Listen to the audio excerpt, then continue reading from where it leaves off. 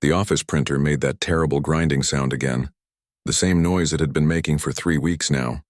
Lily Chen stared at it with tired eyes, knowing they couldn't afford to fix it, let alone replace it.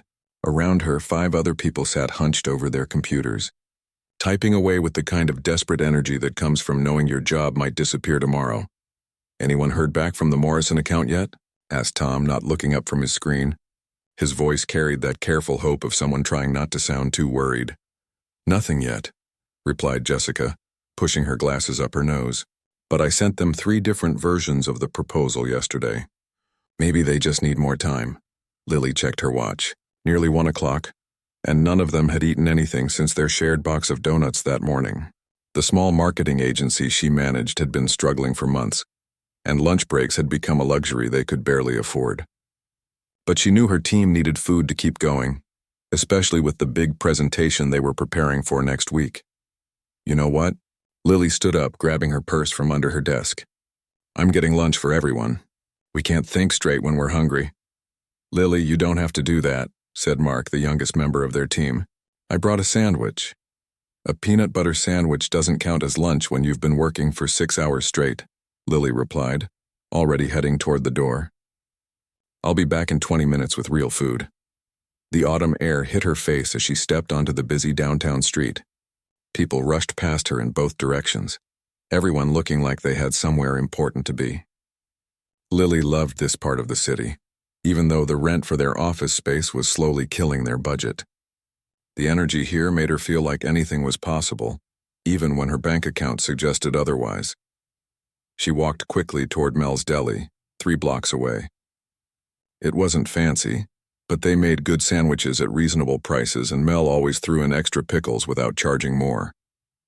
Today she needed to stretch their money as far as possible, while still getting enough food to keep her team going. The deli was packed, as usual, for lunch hour. Lily waited in line, mentally calculating how much she could spend without completely emptying the petty cash fund. 6 sandwiches, maybe some chips, definitely drinks. Her phone buzzed with a text from Jessica, asking if she could also grab some of those chocolate cookies Mel kept by the register. Lily smiled and added cookies to her mental list. 20 minutes later, she walked out of the deli with 2 large paper bags filled with food. The smell of roast beef and fresh bread made her realize how hungry she was too. She'd been so focused on taking care of her team that she'd forgotten to order anything for herself. But there wasn't time to go back now. She balanced the bags carefully as she walked, trying to move quickly without crushing the sandwiches. Her mind wandered to the presentation they were working on. If they could land this contract, it would solve their money problems for at least 6 months, maybe even long enough to find more clients and get back on solid ground. Lost in these thoughts, Lily turned the corner at full speed, the same way she did every day when returning from lunch runs. She never expected someone to be standing right there, just around the corner, looking up at the tall building where her office was located. The collision happened so fast she barely had time to register what was happening. One moment she was walking, the next she was crashing into a solid wall of person, her bags flying through the air like confetti made of sandwiches and chips. "Oh no, oh no, oh no." The words came out of her before she could stop them as she watched 6 carefully wrapped sandwiches scatter across the sidewalk, along with bags of chips and bottles of drinks rolling in different directions. "I'm so sorry." The man she'd crashed into immediately dropped to his knees, trying to gather the scattered food. "I wasn't watching where I was standing. This is completely my fault." Lily looked down at him, taking in worn jeans and a faded blue t-shirt that had seen better days. His brown hair needed a cut, and his face had the kind of tired look that comes from too many sleepless nights. But his eyes were kind as he frantically collected sandwiches, checking each wrapper to see if the food inside was still okay. "It's not your fault," Lily said, kneeling down beside him. "I was rushing and not paying attention. I always take this corner too fast. Still, I should have been more aware of my surroundings." He handed her a bottle of water that had somehow survived the crash without exploding. "I was just thinking about something else." Together, they managed to save 4 of the 6 sandwiches, though 2 had gotten stepped on by passing pedestrians. The chips were mostly crushed and 1 drink bottle had cracked, creating a small puddle on the sidewalk. "I've ruined your lunch," the man said, looking genuinely upset as he surveyed the damage. "Please let me buy you replacements." There's a place right here where we can— You don't need to do that, Lily interrupted, though she was already calculating how much this disaster would cost. 2 sandwiches plus new chips and drinks would eat up money they didn't really have. I insist. He was already reaching for his wallet, then stopped, his hand freezing halfway to his pocket. A strange expression crossed his face, something between embarrassment and panic. That's when Lily noticed other things about him. The way his clothes, while clean, looked like they'd been worn many times. The fact that he was standing on the street in the middle of a workday without seeming to have anywhere urgent to be. The slightly hollow look around his eyes that she'd seen before in people who weren't getting enough to eat regularly. Listen, she said gently. Don't worry about replacing anything. Most of the food is fine. But your lunch is ruined because of me. He looked down at the cracked bottle still leaking water onto the pavement. And you were obviously bringing food to other people. I've probably messed up their whole day. Something in his voice made her really look at him then. Behind the politeness and the genuine concern, she heard something else. The careful way he spoke about food, the way he'd immediately known she was bringing lunch to others, the grateful way he'd looked at the sandwiches even while they were scattered on the ground. When's the last time you ate? She asked quietly. The question seemed to catch him off guard. He opened his mouth as if to give a quick, easy answer, then closed it again. For a moment he just looked at her, as if trying to decide whether to tell the truth. Yesterday morning, he finally said. Maybe the morning before. The days kind of run together sometimes. Lily felt her heart do that thing it always did when she met someone who needed help. The same feeling that made her bring lunch to her overworked team, that made her always carry extra change for people asking for bus fare. What's your name? She asked. Alex, he said. Alex. Just Alex. Well, Alex, I'm Lily, and I think we can solve both our problems. She stood up, brushing dirt off her knees. I need to replace some of this food anyway, and you need lunch. Come with me back to Mel's Deli and we'll get everything sorted out. I can't let you buy me food, Alex protested, but Lily could hear the hunger behind his words. You're not letting me do anything, she said firmly.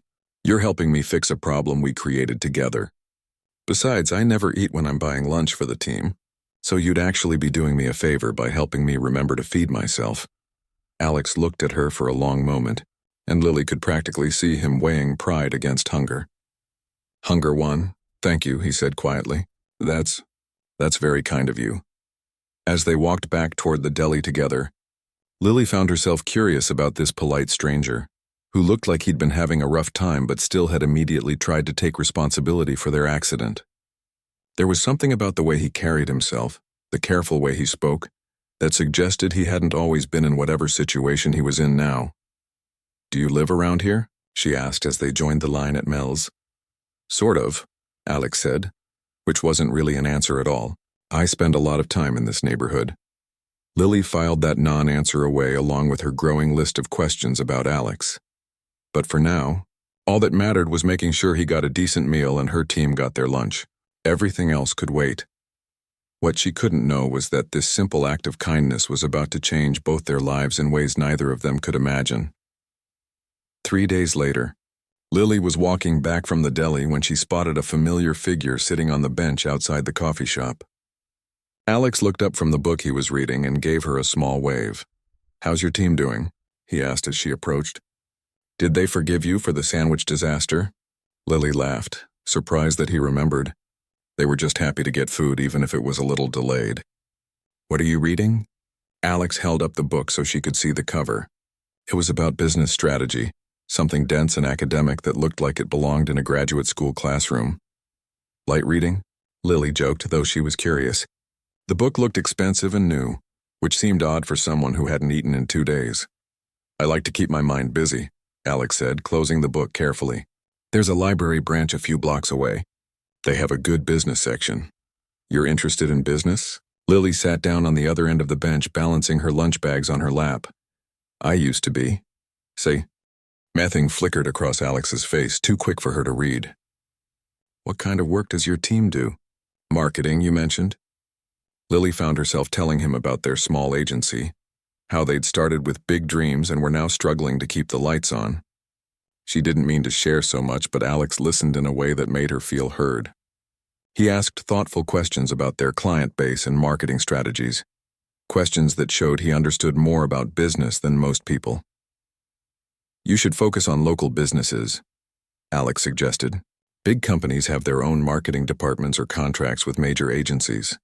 But local businesses need help, and they're more loyal once you prove yourself." It was good advice. Really good advice. The kind that came from experience, not just reading books. "That's actually brilliant," Lily said. "Why didn't I think of that?" Alex smiled, but it was a sad kind of smile. Sometimes it's easier to see solutions to other people's problems than your own. That became the pattern over the next few weeks. Every few days, Lily would run into Alex somewhere in the neighborhood. Sometimes he was at the bench reading. Sometimes walking past the deli, once sitting in the small park 2 blocks from her office. Each time they'd talk for a few minutes. And each time, Lily found herself more intrigued by this man who seemed to know so much about everything. He could discuss the latest bestseller as easily as he could break down the economic factors affecting small businesses. He knew about art, literature, even obscure historical events. But whenever Lily asked personal questions about his past or his situation, Alex would smoothly change the subject.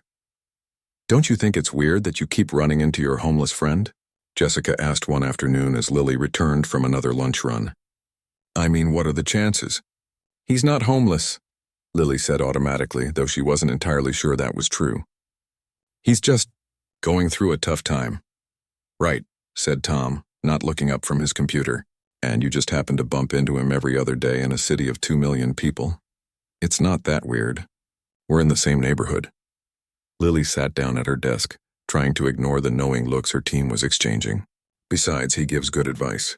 Remember that idea about targeting local businesses? That was his suggestion." "Oh, so now he's your business consultant too?" Mark grinned. "This is getting interesting." "It's not like that," Lily protested, but she could feel her cheeks getting warm. The truth was, she did look forward to seeing Alex. Their conversations were the highlight of her increasingly stressful days, because things at the agency were getting worse, not better. The Morrison account they'd been counting on had chosen a larger firm. 2 other potential clients had decided to handle their marketing in-house, and that morning they'd received a certified letter that made Lily's stomach drop to her feet. "Guys," she said, looking up from the letter, "we need to talk. The rent was going up. Not just a little increase for the next year, but a massive jump that would take effect in 60 days. According to the letter, their building had been reassessed for current market value, and their new monthly payment would be nearly double what they were currently paying. They can't do that, can they?" Jessica asked, reading over Lily's shoulder. "We have a lease. Apparently there's a clause about property value reassessment," Lily said, scanning the document. "It's buried in all that legal language we signed 2 years ago. So what do we do?" Mark looked around the office they'd worked so hard to set up. "Can we afford it?" Lily did quick mental math and felt sick. Even if they landed 3 new clients tomorrow, they couldn't cover that kind of rent increase, not with their current revenue. "We'll figure something out," she said, trying to sound more confident than she felt. "Maybe we can negotiate with the landlord." But 3 phone calls to the property management company yielded nothing but automated messages and promises that someone would get back to her. The building's actual owner remained completely anonymous, hidden behind layers of corporate structure that made it impossible to reach a real person who could make decisions. 2 weeks into this nightmare, Lily found herself sitting on Alex's usual bench, staring at another rejection letter from a potential client. She felt like crying, but she was too tired for tears. "Rough day?" She looked up to find Alex approaching with 2 cups of coffee from the shop behind them. "Every day is rough lately," she said, accepting the coffee gratefully. "Thank you for this. You didn't have to." "You've shared plenty of sandwiches with me over the past month," Alex said, settling beside her. "It's the least I can do." It was true. Whenever Lily bought lunch for her team, she'd started getting an extra sandwich for Alex just in case she ran into him. It had become as natural as breathing, this small act of care for someone who clearly needed it. "Want to talk about it?" Alex asked. So Lily found herself explaining the whole situation. The rent increase, the unresponsive landlord, the clients they couldn't seem to land. Alex listened without interrupting, occasionally asking questions that helped her clarify her thoughts. "Have you tried researching the building's ownership?" Alex asked when she finished. "Sometimes these management companies are more flexible if you can figure out who's really making the decisions." "How would I even do that?" Lily asked. The property management company won't tell me anything. Public records, Alex said. City Hall keeps ownership information for every building in the downtown area. It might take some digging, but you can usually trace ownership through tax records and business filings. Lily stared at him. How do you know all this stuff? For just a moment, Alex looked uncomfortable, like he'd said too much. I read a lot, he said finally. Legal stuff, business journals. The library has everything. You should be running a company, not sitting on park benches, Lily said. Seriously, Alex, with what you know about business, you could be making real money. Something painful flashed across Alex's face. Money isn't everything, he said quietly. Sometimes having money costs you more than you realize. There was a story there, Lily knew. Something that explained how someone with Alex's intelligence and knowledge ended up spending his days in a downtown neighborhood with holes in his shoes and too much time on his hands. But every time she got close to asking, Alex would deflect or change the subject. I should get back, Lily said, checking her watch. My team's probably wondering where I disappeared to. Lily, Alex called as she stood to leave. For what it's worth, I think you're doing a good job. Taking care of your people, trying to keep things together when everything's falling apart. That takes real strength. It doesn't feel like strength, she admitted. It feels like I'm barely holding on. Sometimes that's the same thing, Alex said, walking back to the office. Lily found herself thinking about Alex's suggestion to research the building's ownership. It was a long shot, but what did she have to lose? Maybe if she could find the real owner, she could have a human conversation about their situation instead of dealing with faceless corporate representatives. What she didn't notice was that Alex remained on the bench long after she left, staring up at the windows of her office building with an expression that was part guilt, part longing, and part something that looked almost like regret. And what she definitely couldn't know was that Alex already knew exactly who owned her building, because he'd been staring at the ownership documents every night for weeks, trying to figure out how to fix the mess he'd created without revealing who he really was. The next morning brought another certified letter, this one giving them 30 days' notice that if they couldn't agree to the new lease terms, they would need to vacate the premises. Time was running out faster than any of them had expected, but Lily was determined not to give up without a fight. If Alex was right about the public records, maybe she could find a way to save her team's jobs and the business they'd all worked so hard to build. She had no idea that the answer to all her problems was sitting on a bench just 3 blocks away, wrestling with his own impossible situation.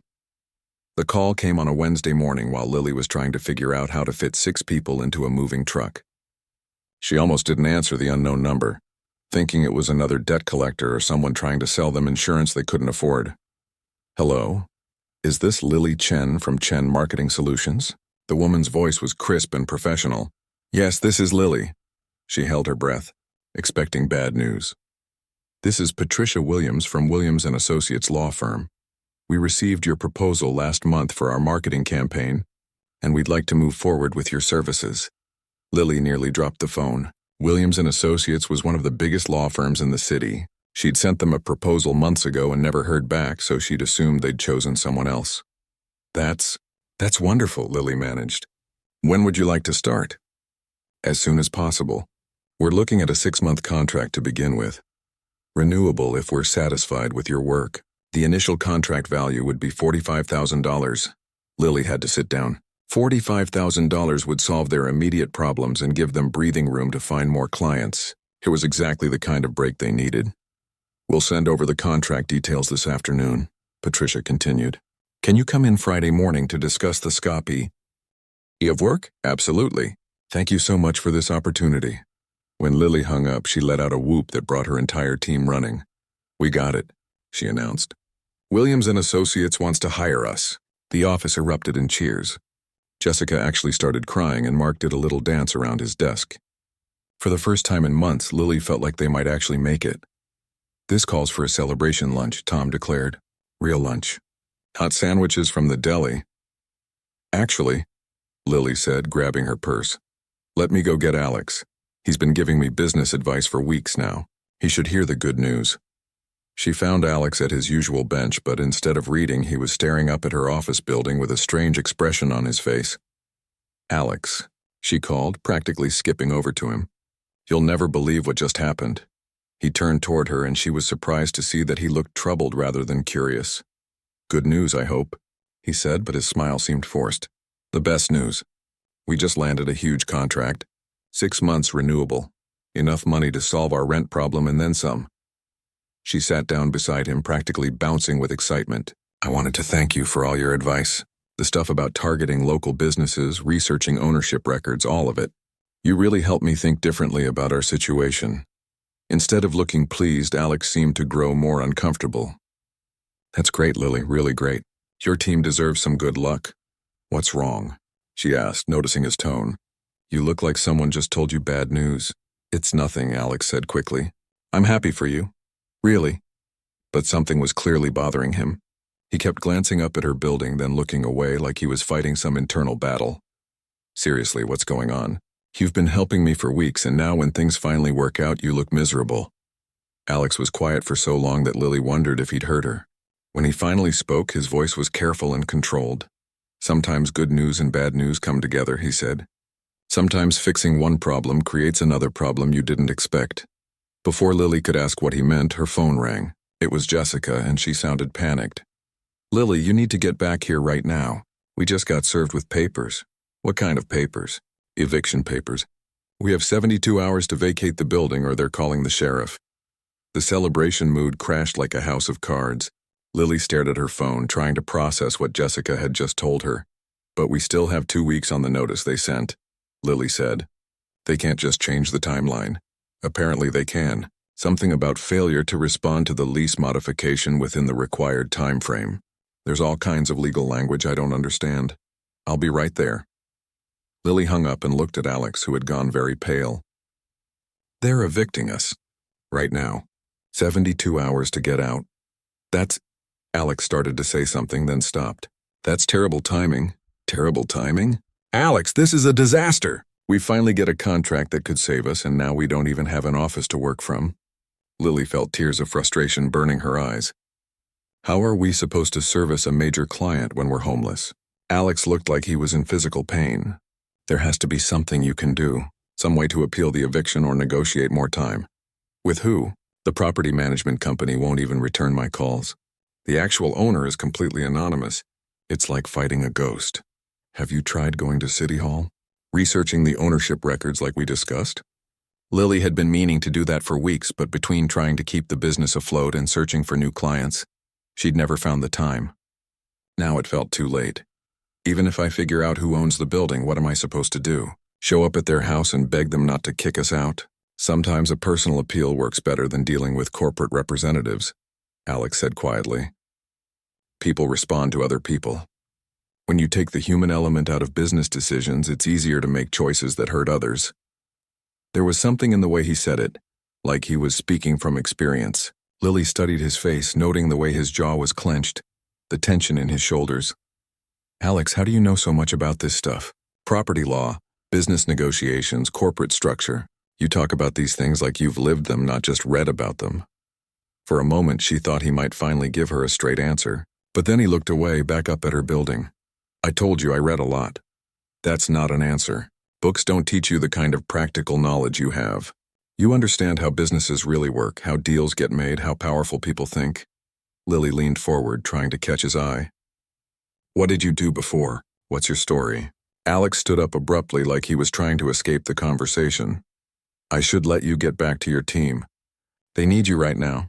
Don't do that, Lily said, standing too. Don't deflect and change the subject like you always do. I've been sharing my problems with you for weeks. I bought you food, included you in my life, and you won't even tell me your last name. It's complicated. Everything's complicated. That doesn't mean we can't talk about it.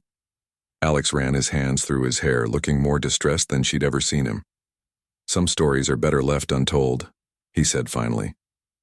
Some things, once you know them, change everything, and not always for the better. What's that supposed to mean? But Alex was already walking away, leaving Lily standing alone on the sidewalk with more questions than ever. She watched him disappear around the corner, then looked up at her office building. Her team was up there, probably packing boxes and trying to figure out where they'd work for the rest of the week. She had a major client expecting professional service starting Friday, and nowhere to provide it from. But more than that, she was starting to realize that Alex wasn't just some down-on-his-luck stranger who happened to give good advice. There were too many coincidences, too many things that didn't add up. The expensive business books, the sophisticated knowledge, the way he sometimes talked about corporate decisions like he'd made them himself, and the way he'd looked at her building today, like it was somehow personal to him. That evening, after spending hours helping her team pack up their office, Lily sat in her car outside City Hall. It was closed now, but she made a mental note to come back first thing in the morning. Alex was right about one thing. She needed to find out who really owned their building. Maybe it wouldn't change anything, but at least she'd know who was making the decisions that were destroying her business. What she didn't know was that 3 blocks away, Alex was sitting in a much more expensive car, staring at the same building and wrestling with a decision that was tearing him apart. He'd never intended for things to go this far. The eviction was supposed to be routine, handled by the management company like all his other properties. He'd never expected to meet the people being displaced, let alone care about them, let alone care about one of them in particular. Tomorrow, Lily would go to City Hall and start digging into public records. And Alex would have to decide whether to keep hiding behind corporate structures and legal paperwork, or finally tell her the truth that would change everything between them. Lily stood in line at the city clerk's office at 8 in the morning, clutching a coffee that had already gone cold. She'd barely slept, her mind spinning with questions about Alex and worry about her team. They had exactly 48 hours left to vacate their office, and she still had no idea where they'd work from while servicing their new client. The clerk, a tired-looking woman with kind eyes, explained how to search property records. You'll need the building address and you can trace ownership through these databases. Fair warning, though. Sometimes it takes a while to dig through all the corporate layers. Lily settled in at a computer terminal and began her search. The building at 425 Commerce Street was owned by something called Riverside Holdings, LLC. That led to another company, which led to another, like a series of Russian dolls, each hiding the next one inside. After 2 hours of following paper trails through business registrations and tax records, Lily finally found what she was looking for. At the center of all the corporate structures was a name: Alexander Chen Holdings. Alexander Chen. Alex. Lily stared at the screen, her heart pounding so hard she could hear it in her ears. It had to be a coincidence. Chen was a common name. There were probably dozens of Alexander Chens in the city. The Alex she knew couldn't possibly own an entire downtown building. He wore the same clothes every day. He was grateful for sandwiches from the deli. He sat on park benches reading library books. But even as she tried to rationalize it away, pieces started clicking into place. His knowledge of business and property law, the expensive books that he claimed came from the library, the way he'd looked at her building yesterday, like it was somehow personal, the fact that she always seemed to run into him in exactly the same neighborhood where her office was located. "Excuse me?" Lily asked the clerk, her voice barely above a whisper. "Is there any way to find out more information about the person behind these holdings? You can check business license registrations, court records, news archives if they're a public figure." "What are you looking for exactly?" Lily swallowed hard. "I think I might know who owns my building." An hour later, Lily sat in her car outside City Hall with printouts scattered across her passenger seat. The Alexander Chen who owned her building wasn't just some small-time property investor. He was Alexander Chen, former CEO of Chen Development Corporation, one of the biggest real estate companies on the West Coast. The newspaper articles painted a picture of a man who had had everything 5 years ago. A successful company, a beautiful family, houses in 3 different states. Then came the scandal. Accusations of bribing city officials to fast-track development projects. Criminal charges that were eventually dropped, but not before his business partners abandoned him and his clients filed lawsuits. His wife had left him during the investigation, taking their 2 children to live across the country. The last article about him was from 3 years ago, a small piece in the business section about Chen Development Corporation being dissolved and its assets sold off to pay creditors. But apparently, Alexander Chen had held on to some properties, including her building. The man in the faded t-shirt who shared sandwiches with her wasn't some struggling stranger. He was a disgraced millionaire who'd been lying to her for weeks. Lily drove back to the office in a daze, the printouts sitting heavy on the seat beside her. Her team was busy packing up their equipment, preparing for the move to Jessica's garage where they'd try to operate until they could find proper office space. Any luck at City Hall? Tom asked, not looking up from the box he was taping shut. I found out who owns the building, Lily said quietly. Great. Can you call them? Maybe explain our situation? It's complicated. Lily's voice sounded strange even to herself. I need to step out for a few minutes. I'll be back to help pack. She knew where to find Alex. He'd be at the bench like always, probably reading another business book and pretending he didn't own half the neighborhood. Sure enough, there he was, sitting in his usual spot. But today he wasn't reading. He was just sitting there staring at nothing. His shoulders slumped like he was carrying the weight of the world. Alexander, Lily said as she approached. He looked up at the sound of his full name, and she saw the truth in his eyes immediately. No surprise, no confusion about why she might know his real name. Just resignation, like he'd been waiting for this moment. You went to City Hall, he said. It wasn't a question.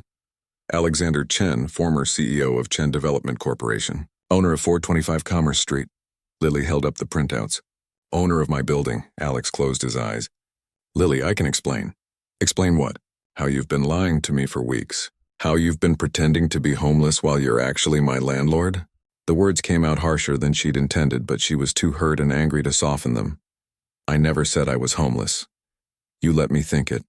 You let me buy you food and worry about you and share my problems with you, all while you were the one causing those problems.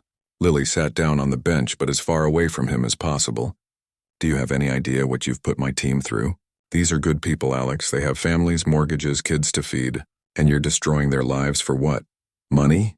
It's not about money, Alex said quietly. Then what? Some kind of game? Did you think it was funny watching me stress about rent while you could have fixed everything with a phone call? No. The word came out so forcefully that Lily looked at him in surprise. No, it was never funny. Every day I watched you worry. Every time you shared your problems with me, it was like being stabbed. I wanted to fix it, but I didn't know how without telling you the truth. The truth that you're a liar? Alex flinched like she'd slapped him. The truth that I'm a man who lost everything that mattered because I got so caught up in making money that I forgot how to be human. Lily wanted to stay angry, but something in his voice made her pause. What do you mean? Alex was quiet for a long moment, staring at his hands. When he finally spoke, his voice was so low she had to lean closer to hear him. 5 years ago, I had everything. A company worth millions, a wife I loved, 2 kids who thought I was their hero. I worked 18-hour days building that empire, convinced I was doing it all for them, providing for my family, securing their future. He looked up at her and his eyes were full of pain. But somewhere along the way, I stopped seeing people as people. They became obstacles to deals, problems to solve, numbers on spreadsheets. The bribery scandal. I didn't bribe anyone directly, but I knew my partners were cutting corners, making questionable payments to speed up permits and approvals. I told myself it was just how business worked. That everyone did it. Alex shook his head. When it all came out, I realized I'd become exactly the kind of person I used to hate, someone who cared more about profit than principles. Lily found herself listening despite her anger, drawn in by the genuine remorse in his voice. My wife tried to stand by me at first, but she couldn't handle the stress and the media attention. The kids were being harassed at school, so she took them and moved to her sister's place in Portland. I don't blame her. I'd become a stranger to them anyway, so you just disappeared? After the company collapsed and all the legal battles ended, I gave away most of what I had left, donated it to charities, set up college funds for employees who lost their jobs because of my mistakes. Alex gestured at his worn clothes. I kept a few properties for basic income, but I didn't want the lifestyle anymore. The big house, the fancy cars, the expensive restaurants. It all felt hollow. But you still own buildings. You're still making money from rent. I hired a management company to handle everything. I told them to be reasonable with tenants, to work with people who were struggling. But I never checked up on them. I just disappeared from that world completely. Lily stared at him, trying to process everything he was telling her. So when my rent went up, I had no idea. The management company made those decisions without consulting me. When I found out, Alex looked up at her building. It was too late. The eviction process had already started, and I didn't know how to stop it without revealing who I was. You could have just called them off, made a phone call, and then what? You would have asked questions. You would have found out anyway, and then you'd know that every conversation we'd had, every sandwich we'd shared was built on a lie. Despite everything, Lily could hear the genuine anguish in his voice, but she was still too hurt to let him off the hook completely. So instead you just let it happen. You watched me panic about losing our office while you knew you could fix it. I tried to help in other ways. The business advice, suggesting you research the ownership records. I thought maybe if you contacted me directly as the owner, I could work something out without you knowing about this. Alex gestured between them. About us? The word hung in the air between them. Because there was an us, wasn't there? Weeks of conversations, shared meals, growing trust and friendship. Maybe something more than friendship, though neither of them had acknowledged it out loud. I never meant for any of this to happen, Alex said softly. Meeting you, caring about you and your team.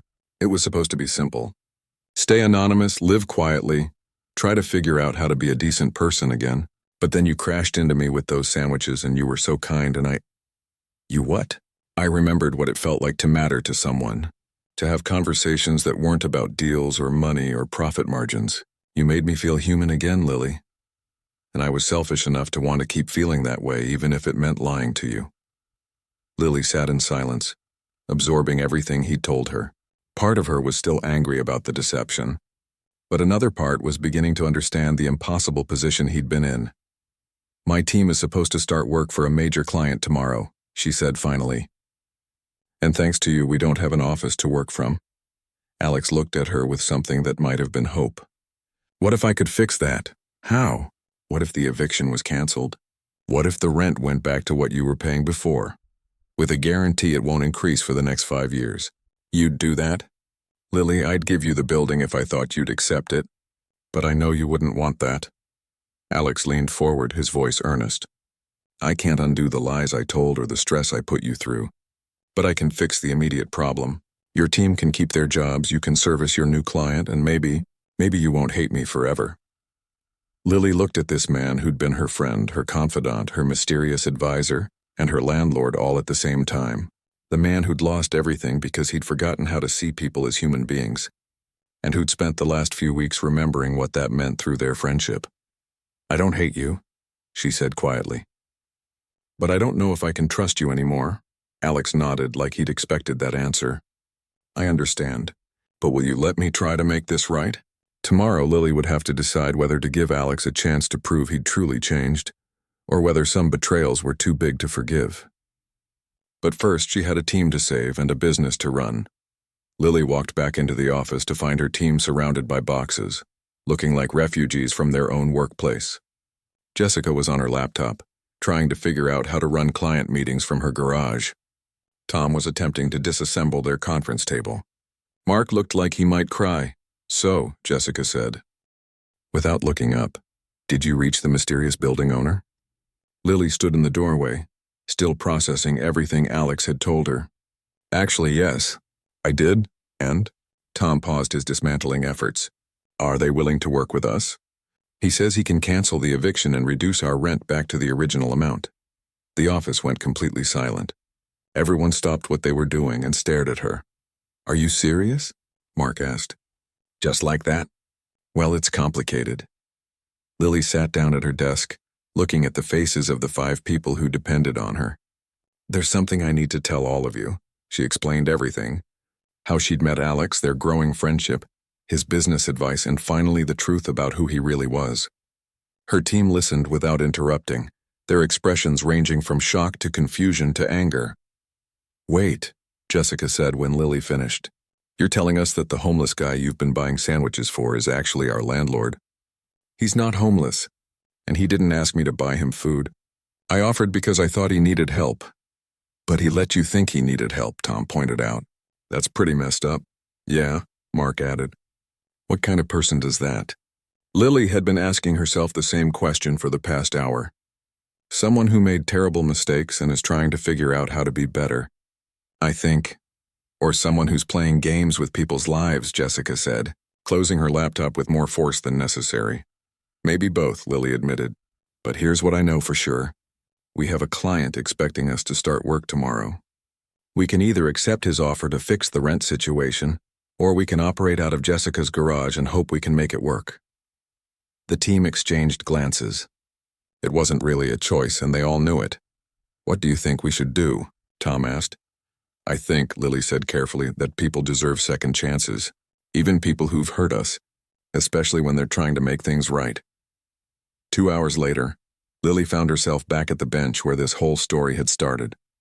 Alex was there, as she'd known he would be, looking like he was preparing for the worst conversation of his life. "I told my team," she said, sitting down beside him. "How did they take it?" "About as well as you'd expect. Jessica wants to throw something at you. Mark thinks you're crazy. Tom's just confused," Alex nodded. "And you?" "I'm all of those things." Lily turned to face him. "But I'm also grateful. Not for the lies, but for the friendship. Even if it was built on deception, it helped me when I needed help. Your advice, the way you listened, the way you made me feel like my problems mattered. That was real, wasn't it?" "That was the most real thing in my life in years," Alex said quietly. "Then here's what's going to happen. You're going to call the property management company right now and cancel the eviction. You're going to reduce our rent to what we were paying before, and you're going to put it in writing that it won't increase for 5 years. Done." "I'm not finished. You're also going to start being a real landlord instead of hiding behind management companies. When tenants have problems, they should be able to reach an actual human being who cares about their situation." "Okay. And you're going to stop pretending to be someone you're not. I don't care if you want to live simply or give away your money or wear old clothes, but no more lies, no more mysterious answers when people ask about your life." Alex was quiet for a moment. "What if people don't like who I really am?" "Then they don't deserve to know you." Lily surprised herself with how fiercely she said it.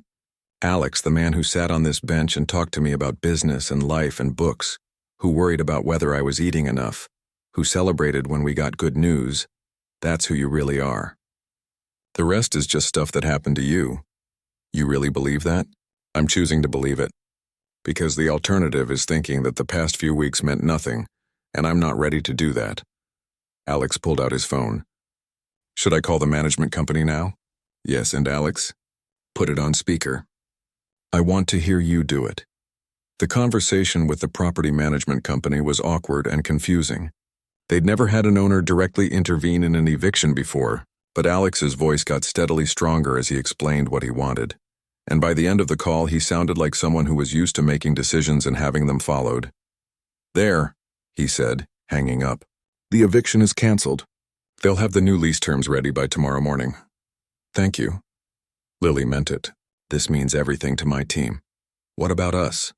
Alex asked. "Is there still an us after everything I put you through?" Lily thought about it. The hurt was still there, probably would be for a while.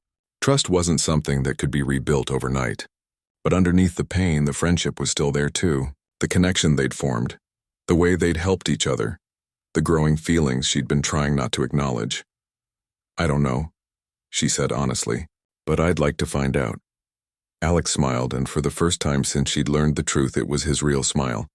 "I'd like that too. No more lies, though. If we're going to be friends or whatever this is, it has to be honest." "No more lies," Alex agreed. "But can I ask you something?" "What? Would you still buy me lunch sometimes? Even knowing I can afford my own sandwiches?" Lily laughed, and it felt good to laugh after such an emotional day. "Only if you promise to actually eat with me instead of just accepting food out of politeness." "Deal." 6 months later, Lily was working late in her office when Alex knocked on the door. Not the door to the building, but the door to her actual office, like a normal person visiting during business hours. "How's the Williams & Associates campaign going?" he asked, settling into the chair across from her desk. "Really well. They're talking about extending the contract for another year." Lily saved her work and leaned back in her chair. "How was the tenants' meeting?" "Productive. The restaurant owner on the first floor wants to expand into the empty space next door, and the law firm on the third floor needs better internet access." Normal landlord stuff. It had taken Alex time to learn how to be the kind of property owner he wanted to be.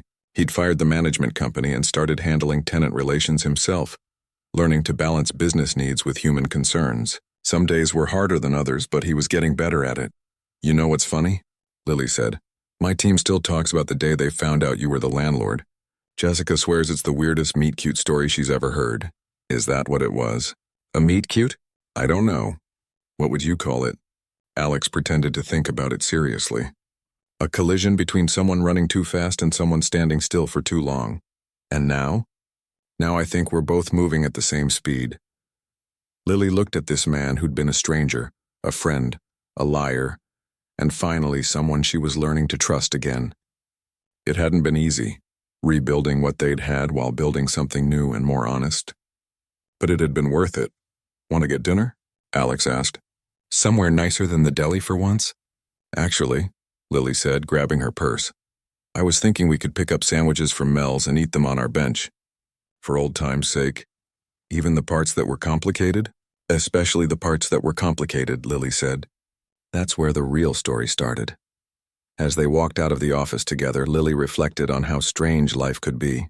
Sometimes the worst thing that could happen, crashing into a stranger and spilling lunch everywhere, turns out to be exactly what you needed. Sometimes the person who causes your biggest problems is the same person who helps you solve them. And sometimes, if you're very lucky, second chances lead to something even better than what you had the first time around. Outside on the busy street, people hurried past them in both directions, everyone looking like they had somewhere important to be. But Lily and Alex walked slowly toward the deli, in no hurry to get anywhere except where they were going together.